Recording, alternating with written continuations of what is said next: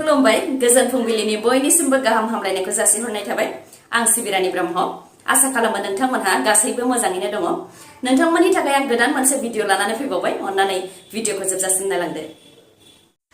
गुवाहाटीआव खास्रि बिस्रि बुथारनाय जाथाय भारा थाग्राया न'नि मालिकखौनो बुथारदों बे खास्रि बिस्रि बुथारनाय जाथाया गुवाहाटीनि जापरी गग रडनि बिक्रमपुराव जादों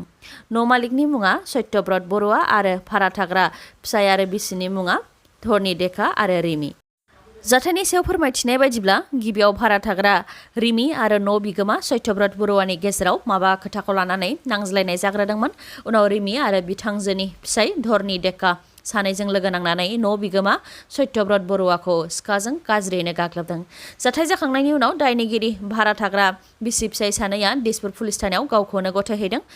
गुबुन फारसेथिं सत्यब्रत बर'आ गोब्राब जोखोम जानायाव खाथि खालानि सुबुंफोरा बिथांखौ देहा फाहामसालियाव थिसनदोंमोन नाथाय बिथाङा देहा फाहामसालियावनो जोबथा हां लादों उनाव बिथांनि गोथै देहाखौ पस्टमर्टेमनि थाखाय GMCH देहा फाहामसालियाव दैथायहरनाय जादों बुथारग्रा रिमि आरो धरनि देखाया गुबैयै नलबारिनि थागिबि जाथायनि उनाव दिसपुर पुलिस थानायाव गावसोरखौनो गथायहैनायनि उनाव दिसपुर पुलिसआ सानैखौबो एरेस्ट खालामदों UPPLनि साजिनै MCLAफोरा BPFआव थाङोबा प्रमद बर'आबो BPF दोलोआव थांफानो गोनां जागोन बे खोथाखौ बुंथिदों प्रमद बर' बिथाङानो मख'नो गोनांदि UPPL दोलोनि MCLAफोरा हाग्रामा महिलारि दैदेननाय सोरखार लाबोफिननो थाखाय हाग्रामा महिलारिजों सावरायगासिनो दङ आरो UPPLनि साजिनै MCLAफोरा BPF दोलोआव थांसिगोन होननानै खौराङाव फोसावनायनि सायाव प्रमद बर' बिथाङा बुंथिदों दि जुदि UPPL दोलोनि साजिनै MCLAफोरा BPF दोलोआव हाबहैयोबा आंबो थांफानो गोनां जागोन अदेबानि प्रमद बर'आबो थांफानो गोनां जागोन होननानै बुंथियो बेनि अनगायैबो BTCआव UPPL सोरखारखौ सिफायनानै फिन BPFनि सोरखार जागोन होननानै बुंबोबाय थानायनि सायावबो प्रमद बर'आ बुंथियो दि BPF दोलोआ सिगांनिफ्रायनो UPPL सोरखारखौ सिफायबोबाय थादों फ्लर टेस्टआवबो समायखिरा लानो खाबु होआखै नारानाथार खालामदों बायदि बायदि बेनि अनगायैबो हाग्रामा महिलारिया फ्लर टेस्टआव खेबसेल' फैदों बेनि उनाव काउन्सिलाव खेबसेबो नुजाथिफैयाखै बेजों मा बुजियो होननानै सोंथि खालामो आरो सोरखाराव थायोब्लाल' रायजो राजानि खामानि मावनो हायो सोरखाराव गैयाब्लानो रायजो राजानि खामानि मावनो हाया नामा होननानैबो सोंथि खालामबावो प्रमद बर'आ खौसे सोरखार दानो थाखाय प्रमद बर' बिथाङा हाग्रामा महिलारिखौ थांनाय 10 एप्रिलाव लोगो हमदों फोरमायथिनाय बायदिब्ला खौसे सोरखार दानो थाखाय दिल्लीआव प्रमद बर' बिथाङा हाग्रामा महिलारिखौ लोगो हमदों बे गोजोनथाव खौरांखौ होदों थिखादार आफादनि दैदेनगिरि बिक्रम दैमारिया फोरमायथिनाय बायदिब्ला थांनाय 10 एप्रिलाव दिल्लीनि एर'सिटिनि रसेट हाउस हटेलाव प्रमद बर'आ हाग्रामा महिलारिखौ लोगो हमदों जेराव प्रमद बर'आ बुंथिदों दि सोरखार दानोब्ला गाव गावनो दानो नांगोन खौसे जानानै सोरखार दानो हायाब्ला बिसोरो जोंखौ फोजोबस्रांगोन होननानै बुंथिदों होननानै फोरमायथियो बिक्रम दैमारिया बे समाव हाग्रामा महिलारिया गावनि MCLAफोरखौ UPPLआव थांनानै सोरखार दानो थाखाय बुंनो हाया गुबुन फारसेथिं प्रमद बर'आबो गावनि MCLAफोरखौ BPFआव हाबनानै सोरखार दानो थाखाय बुंनो हाया नाथाय गासैबो जोंनि गेजेराव जेंनाफोर जेरै साख्रि हा सिमा बारायनाय होस्रांनाय रां सफैनाय आरो बिटिआर गोरोबथाया मा जानो थांगासिनो दङ आरो बेफोर जेंनाखौ सोरनि दैदेननायाव थायोब्ला सुस्रांनो हागोन आरो हारिखौ रैखाथि लाखिनो हागोन बे गासैखौबो MCLA आरो EMफोरा मिथिखासिगौ होननानै बुंथियो बेनिखायनो बिटिआरनि सोरखाराव सोलायनाय लाबोनो थाखाय आरो खौसेथिनि थाखाय प्रमद बर' बिथाङानो हाग्रामा महिलारिजों लोगो हमनानै सावरायनो हायोब्ला BJP आरो UPPLनि MCLA EMफोरा हाग्रामा महिलारिखौ लोगो हमनानै मानो सावरायनो हाया होननानै बुंथियो आरो जानो हागौ बिथांमोनहाबो जयैनो सावरायदों लोगोसे गमामायैनो बिथांमोनहा खौसे जामारोब्ला रायजो राजाफ्रा बरायगोन होननानै बुंथियो बिथां बिक्रम दैमारिया नाथाय BTCआव सोरखारा सोलाय सोल' जागोन ना जाया जायोब्लाबो माब्ला जागोन आरो मानि थाखाय जागोन बेखौ हाग्रामा महिलारि आरो प्रमद बर' बिथांमोनहासो मोजाङै मिथिगोन होननानैबो बुंथिबावो बिक्रम दैमारिया मख'नो गोनांदि गुवाहाटीआव होस्रांजानाय बर' नखरफोरखौ खौरां लाहैदों बिक्रम दैमारिया आरो होस्रांजानायनि सायाव बिथाङा बुंथिदों दि जोंनि गेजेराव UPPLनि EM MLA आरो मन्थ्रि थानायनि अनगायैबो BJP आरो BPF दोलोआवबो बर'नि MLAफोर दङ नाथाय बिथांमोनहा गासैबो ज' जानानै इभिक्सननि सायाव आसाम सोरखारखौ बुंनो हायाखै होननानै बुंथियो बिक्रम दैमारिया आसाम सोरखारा गुवाहाटीआव होखारनायखौ लानानै गुवाहाटी जिल्ला अल आसाम ट्राइबेल संघ गुवाहाटी दुलाराय बर' फरायसा आफाद आरो गुबुन गुबुन जिल्लानि फरायसा आफादफोर लोगोसे थागिबि जनजाति साहित्य सभा आसामा 2 घन्टा सोमावसारनाय हाबाफारि लादों सोमावसारनाय हाबाफारिनि गेजेरजों बिथांमोनहा मोनथाम दाबिखौ लानानै आसाम सोरखारनो गोसोखां बिलाइ गथायदों मोनथाम दाबिफोरा जाहैबाय सेथियाव गागि थागिबिफोरखौ होस्रांनायखौ थाबैनो बन्द खालामनांगौ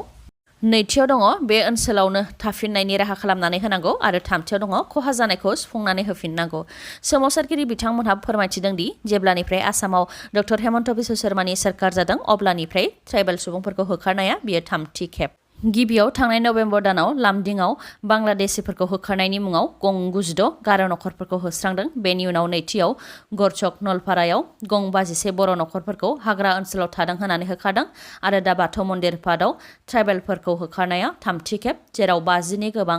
बर' नखरफोर आरो 30नि गोबां मिसिंफोरा होखारजानो गोनां जादों होननानै फोरमायथिदों बिथांमोनहा।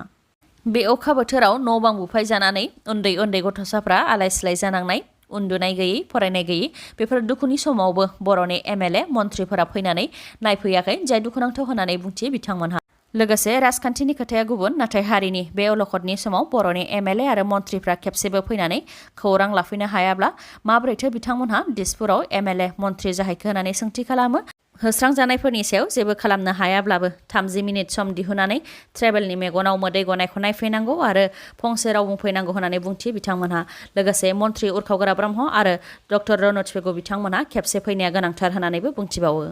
बेनि अनगायैबो नलपारायाव बर'फोरखौ होस्रांनायनि सायाव बिथांमोनहा बुंथिबावो दि जाथायखौ लानानै गिबि मन्थ्रिनो गोसोखां बिलाइ गथायनाय जादोंमोन। गिबि मन्थ्रिया रिभिनिउ कमिशनारनिसिम लाइजाम हरदों आरो रिभिनिउ कमिशनारा डिसिनिसिम आरो डिसिआ हाग्रा बिफाननो रिपर्ट जमा खालामनो होदों। नाथाय जोंनि दैदेनगिरिफोर एमएलए आरो मन्थ्रिफोरा रिभिनिउ कमिशनारजों खेबसेबो सावरायाखै। बेबायदियाव खामानिया माबोरै आवगायगोन होननानै बुंथियो बिथांमोनहा।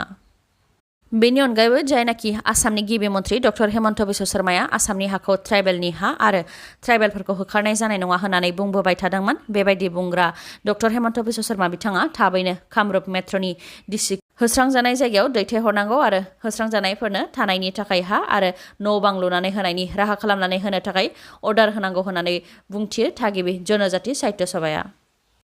महाराष्ट्रआव गिख्रंथाव जाब्रबथायाव अर खामनानै जायगायावनो सा 9नि जिउ खहा। चन्द्रपुर टाउननि अजयपुरनि चन्द्रपुर मुल र'डआव जादों बे जाथाया। गंसे डिजेल लाबोनाय टेंकार आरो दंफां लाबोनाय ट्राकनि गेजेराव गोख्रोङै सौग्रावलायदों, जायजों गिलु बालु अर जोंब्लावदों आरो बे जाथायजोंनो जायगायाव सा 9नि जिउ खहा जादों।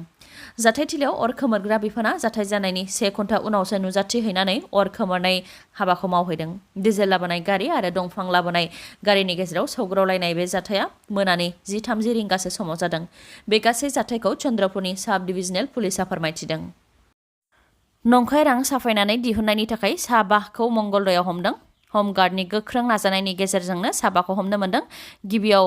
खारबोबाय थानाय गंसे सुइफ्ट गारिखौ हमगार्डआ सन्देह खालामनानै गारिखौ लाखिनो थिनदोंमोन, नाथाय गारिखौ लाखियैलाय गुबुन सासे हमगार्डनो खौरां हरनायाव सुइफ्ट गारिखौ होसोनानै हमनो मोनदों, जेराव सिग्रोमनायाव 500 राङै गासै 15 लाख नंखाय रांखौ हमनो मोनदों। लोगोसे बे दायाव सा 5खौ एरेस्ट खालामनाय जादों। मुंफोरा फारियै शाहिदुर मण्डल, साहाद आली, रबिबुल हुसैन, मनोवार हुसैन आरो सासे। दिनैनि भिडिअ'आ एसेनोसै। गाबोन आरो गोदान भिडिअ'जों लोगो मोनफिनबावगोन। नोंथाङा दासिमबो आंनि चेनेलखौ साबस्क्राइब खालामाखैबा अन्नानै साबस्क्राइब खालामदो, लोगोसे लाइक, कमेन्ट आरो शेयार खालामनो दाबाव। गोजोन्थों।